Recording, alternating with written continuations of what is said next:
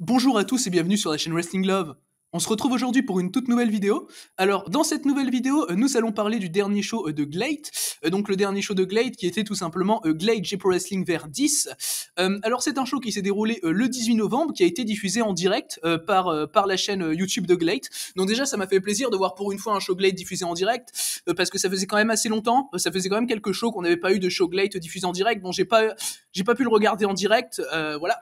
Mais j'ai pu le regarder très rapidement après, ce qui n'arrive pas spécialement souvent. D'habitude, je dois attendre en général finalement une semaine avant de pouvoir voir l'intégralité, avant de pouvoir voir le show Glade qui vient de sortir. Donc c'est un peu dérangeant. Parfois même, il y a un autre show qui s'est déroulé pendant ce temps-là. Et du coup, le show m'a hypé pas mal. Alors on avait quand même une petite carte, hein. On avait 5 matchs, mais franchement, on avait des matchs. Tu voyais les affiches, tu disais ah ouais quand même. Genre le main event, tout simplement. Shima Kazuma Sakamoto contre Nobuhiro Shimatani et Ryuichi Kawakami. Déjà là, ça m'a hypé beaucoup. Tamura Hayato contre Jun Masaoka également. Jun Masaoka que d'ailleurs j'ai eu la chance de plus découvrir avec Glade. Je l'avais déjà vu quelques fois dans l'indie japonais, mais j'ai eu la chance de vraiment le découvrir avec Glade, et c'est un super catcheur. Donc le voir contre Tamura Hayato, forcément ça m'a hypé. Et du coup, oui, le show dans son ensemble m'a hypé bien. Du coup, on va donc pouvoir commencer la review de ce show Glade J Pro Wrestling vers 10. Alors déjà, en opener, on avait un 6-man tag team match dans lequel Minoru Tanaka, Yu Iizuka et Jun Tonsho affrontaient les Strong Hearts, donc T-Hawk, El Lindaman et Isai Onitsuka. T-Hawk et El Lindaman étant toujours, on rappelle, champion de l'Asia Tag Team chez All Japan Pro Wrestling. Il participe d'ailleurs à la Real World Tag League All Japan, dont je parlerai très prochainement dans une nouvelle vidéo. Et du coup, le match a été remporté assez logiquement par les Strong Hearts, avec El Lindaman qui a fait le tombé final sur Jun Tonsho.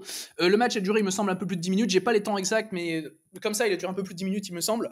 Le match était très très bon. Pour moi, c'est le meilleur match du show. C'est franchement pas légal de faire un opener aussi excellent, franchement, et c'est un des meilleurs matchs que j'ai pu voir cette semaine d'ailleurs. Et enfin voilà, comme vous savez, je mate pas très peu de catch, et le match était super. Non, franchement, l'action est hyper fluide tout le long, c'est hyper agréable à voir. Les combinaisons entre T-Hawk et El Lindaman, moi je trouve ça fantastique. Les mecs ont une alchimie qui est telle que ça en devient vraiment impressionnant juste, et les deux mecs forment une équipe qui est incroyable, je trouve. Alors on a eu pas mal de bons échanges, j'ai trouvé, entre T-Hawk et Jun Tonsho, où T-Hawk a quand même mis pas mal de chops qui étaient très violents. Jun Tonsho a bien résisté. Alors évidemment, il était buildé comme le mec le plus faible du match. C'est d'ailleurs lui qui a pris le tombé à la fin, mais il a quand même vraiment tout essayé. Et c'est ça que j'ai vraiment adoré dans le match, c'est que Jun Tonsho a pas vraiment été faible dans le match. Isai Onitsuka, comme d'habitude, c'est un excellent underdog quand il est là. Bon, évidemment, t'as T-Hawk et Lindaman à côté de lui qui lui donnent quand même un certain avantage, parce que tout simplement c'est T-Hawk et Lindaman et les mecs sont juste au-dessus niveau booking. Et du coup, non, oui, tous les échanges qu'on a pu avoir étaient franchement géniaux. Et puis sur la séquence de fin, mais qu'est-ce que c'était bien. Mais franchement, genre l'action devenait de plus en plus fluide et tout en termes de rythme. Qu'est-ce que c'est bien géré, qu'est-ce que le match est bien agencé. C'est franchement impressionnant de voir ça. Les Strong Hearts, ils déçoivent jamais de toute façon. C'est pour un opener, moi je trouve ça pas légal d'avoir ce niveau-là en opener. J'ai mis 3,75, j'étais vraiment pas loin du 4. J'aurais pu mettre 4 si j'étais plus généreux, mais j'étais vraiment pas loin du 4. Et non, le match est juste super. À la fin, t'as Jun Tonsho qui contre une German suplex d'Elindaman en fait, il voulait la faire grâce à l'aide de T-Hawk qui lui avait lancé Tonsho. Enfin, c'était magnifique. Et t'as Tonsho qui le contre en flash pinfall. Elindaman se dégage, il revient en German et gagne le match comme ça. J'ai trouvé ça vraiment super parce que Tonsho a vraiment tout essayé. Il a contré une fois la German de Lindaman. Non, c'était très très bien dans ce sens-là. De son côté, Yu Iizuka a également été très bon dans le match. J'en ai très peu parlé de Yu Iizuka, mais il a été très bon. Il a mis quelques kicks qui étaient vraiment violents. C'était très cool à voir. Il y a quelques soumissions également de la part de Minoru Tanaka qui étaient très bien amenées. Minoru Tanaka qui est toujours en train de faire des super performances chez Glade. C'est vraiment un plaisir de voir ces matchs. Et enfin, notamment des fois des soumissions qu'il peut amener sur T-Hawk. Il y a un moment même, il place une soumission. Je crois que c'était une espèce d'ankle lock où derrière il va au sol. Et T-Hawk arrive à attraper rapidement les cordes. J'ai trouvé ça super bien amené, c'était très fluide. Enfin bref, voilà, cet opener est vraiment un pur plaisir, je vous le conseille fortement. En plus, c'est gratuit sur YouTube. Glade a fait le cadeau de mettre ce type de match vraiment pas légal sur YouTube gratuitement. Donc allez-y, foncez. Le match est vraiment super, et du coup, ouais, voilà, victoire des Strong Hearts. Du coup, on va maintenant pouvoir passer au deuxième match du show. Le deuxième match du show, du coup, c'était le match Joshi de la carte avec Tekla et Yapi, donc de Ice Ribbon, qui affrontait Akane Fujita, également de Ice Ribbon, et Michiko Miyagi, qui est signé pour le coup chez Glade, qui est l'une des deux Joshi signées chez Glade avec Rin qui a toujours pas fait ses débuts d'ailleurs dans la promotion. Du coup, le match était vraiment sympa, j'ai trouvé. Bon, après, c'est le moins bon match du show. On est sur un show de 5 matchs avec quasiment que des matchs vraiment, vraiment excellents. Donc là, oui, là, c'était juste bien sans plus, et ça finit en moins bon match du show à 3,25. Et c'était vraiment très sympa, j'ai trouvé. Les échanges qu'on a pu avoir entre Akane Fujita et Tekla était assez sympa. Bon, même si Tekla, il y a des fois où j'ai un peu de mal, comme la fois où elle fait l'araignée pour amener son spear, où je trouve ça vraiment useless. Et du coup, ça m'a un petit peu dérangé ça. Après, en soi, le match est plutôt sympa. Michiko Miyagi, j'aime bien le rôle qu'elle peut jouer chez Glade, donc personnellement, ça me convient. Yapi, bon, évidemment, c'est pas ouf, mais on va dire que pour un match de ce type-là, aussi bas dans la carte, on est quand même sur un show que de 5 matchs, mais voilà, assez bas dans la carte. Pour moi, ça peut faire le taf, sur le moment. Et Akane Fujita a été pour moi la MVP du match. C'est d'ailleurs elle qui a fait le tomber sur Yapi pour remporter le match. Elle a fait quelques chops assez impactants. C'était assez sympa à voir. Voilà, sa performance était cool. D'ailleurs, j'aime beaucoup la musique d'Akane Fujita que du coup on a pu entendre à la fin du match puisqu'elle a remporté le match que je connaissais pas avant. La musique d'Akane Fujita, j'ai l'habitude de passer les entrées finalement. Et du coup là, voilà, là j'aime beaucoup la musique d'Akane. Et oui, le match le mieux était sympa, rien de bien ouf. Voilà, c'est pas le but du match. Donc voilà, pour ma part, c'est bien fait, moins bon match du show, mais quand même un 3,25 assez solide. Du coup, voilà donc par rapport à ce match, on va maintenant passer au troisième des 5 matchs du show. Le troisième des 5 matchs du show, du coup, c'était Tamura Hayato, donc de Bulk Orchestra, qui affrontait Jun Masaoka.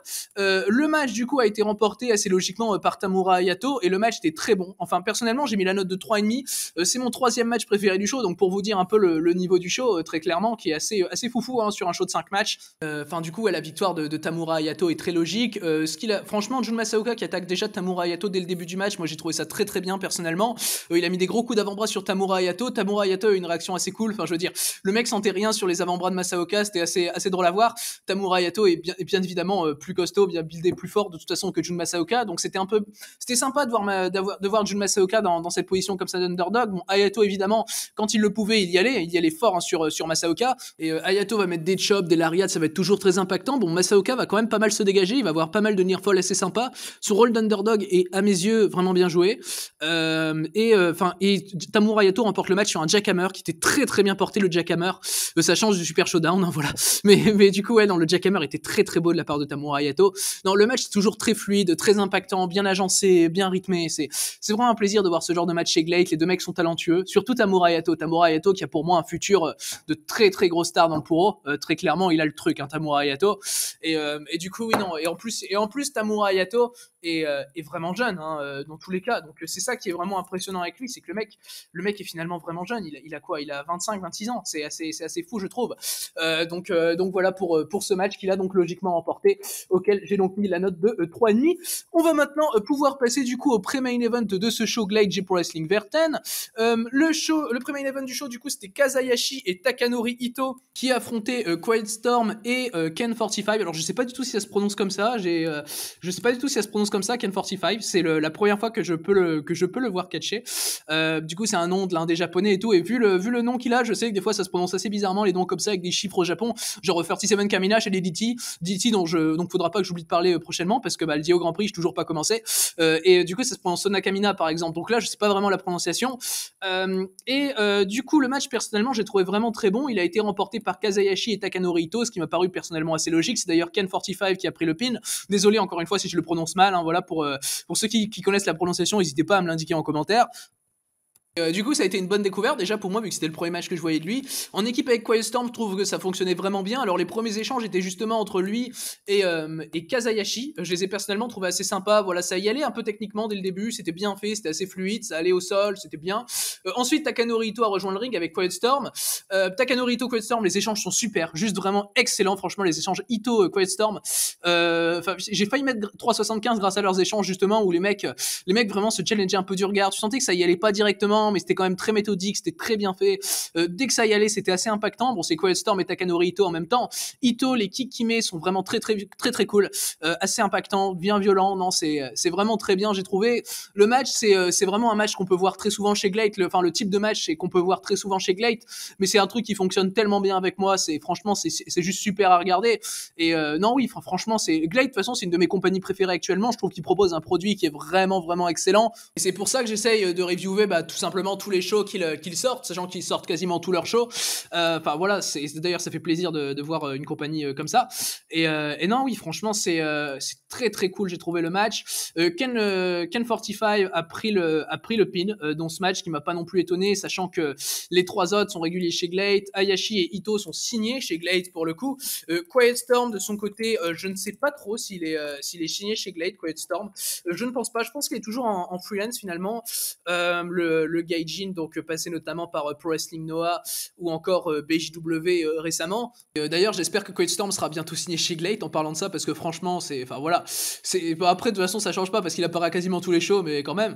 Et du coup non, ouais, les échanges qu'il a eu avec Takanori Ito étaient super. Donc voilà, pour ma part, c'est 3,5 ce match, c'était vraiment très bien, très fluide, un match de Glate quoi. Du coup voilà, donc par rapport à ce match remporté par Kazayashi et Takanori Ito, on va pouvoir désormais passer au main event donc de ce show Glade J Pro Wrestling Verten. Le main event c'était donc un 2 contre 2 qui était le match qui m'a hypé le plus du show, puisqu'on avait tout simplement Shima et Kazuma Sakamoto qui affrontaient Bulk Orchestra, donc Nobuhiro Shimatani et Ryuichi Kawakami. Et du coup, ce match, il a été remporté par Nobuhiro Shimatani et Ryuichi Kawakami, ce qui m'a personnellement un peu étonné, mais vu les circonstances dans lesquelles ça s'est fait, j'ai trouvé ça plutôt logique personnellement, dans le sens où c'est Kazuma Sakamoto qui a trahi Shima, donc c'était la première fois qu'il faisait équipe avec Shima, il le trahit directement pour rejoindre Bulk Orchestra après le match, et personnellement, la fin, j'ai trouvé vraiment géniale, dans le sens où elle est pas mal amenée, tu vois, elle est vraiment très bien faite, j'ai trouvé, et puis du coup, ça permet à Nobuhiro Shimatani de prendre une victoire sur Shima qu'il aurait pas pu avoir dans tous les cas, à part cette trahison. Ça permet à Bulk Orchestra de rester fort, donc de prendre la victoire sans vraiment décrédibiliser ni Shima ni Kazuma, sachant que je les voyais mal perdre quand même. J'étais un peu dans le doute concernant le résultat du match, je m'attendais quand même à voir Bulk Orchestra perdre avec Shimatani qui prenait le pin, ça paraissait plutôt logique, mais là j'étais content de voir ça à titre personnel. Sakamoto a été très très bon dans le match, très impactant, les échanges, mais Sakamoto il a surtout laissé Shima faire le sale boulot un moment dans le match, hein. Et finalement c'est pour ça que je trouve la trahison finalement plutôt logique, dans le sens où Sakamoto ne va pas se mouiller durant le match, et quand il va être là, à un moment il trahit Shima vers la fin du match, il lui porte son finish, et après Shimatani qui était un peu KO, il le pose sur Shima pour que Shimatani prenne la victoire. Mais ouais, c'est Shima qui va vraiment beaucoup être dans le ring. Les échanges qu'il va avoir avec Nobuhiro Shimatani vont être très très bons, d'ailleurs ça me hype bien pour le match que les deux vont avoir l'un contre l'autre. Alors ce sera il me semble que c'était le 8 décembre la date annoncée pour le Shima contre Nobuhiro Shimatani. Personnellement ça me hype vraiment beaucoup. On aura également ça, ce sera le 27 novembre cette fois, Bulk Orchestra, donc Ryuichi Kawakami, Nobuhiro Shimatani et Tamura Hayato qui affrontent les Strong Hearts, donc Tio Lindaman et Isayo Itsuka. Donc ça m'aide vraiment énormément dans une optique de feud entre Bulk Orchestra et les Strong Hearts, ça peut être vraiment génial. Et du coup non, oui, on aura très probablement un Shima contre Kazuma Sakamoto ou un truc comme ça qui pourrait être hyper intéressant, je pense. Et puis rajouter des mecs, faites un multiman et puis faites-nous plaisir quoi, parce que de toute façon c'est ce que Glade fait, et c'est toujours très très bien fait, je trouve. En tout cas personnellement c'est une storyline qui m'intéresse beaucoup. Le match en lui-même était très bon, et la trahison de fin rajoute encore plus à ça. La trahison de fin est vraiment très très bien amenée. T'as la shocking value également qui fait que j'ai mis 3,75 au lieu de 3,5. À la base j'étais plutôt parti pour un 3,5. Du coup non, oui, on a eu le droit à un très très bon main event qui est pour ma part le deuxième meilleur match du show, parce que l'opener, même si j'ai la même note, c'était encore au-dessus, c'était vraiment un level pour un opener, c'était vraiment vraiment excellent. Ce match là était très très bon également, ouais, franchement c'était vraiment très plaisant à voir, c'est un show Glade quoi. Donc oui, moi ça me fait vraiment plaisir de voir ce genre de match. Et du coup après le match, tu as Kazuma Sakamoto et Quiet Storm qui rejoignent Bulk Orchestra. Personnellement c'est ce que je trouve le plus logique, parce que Sakamoto et Quiet Storm sont en équipe.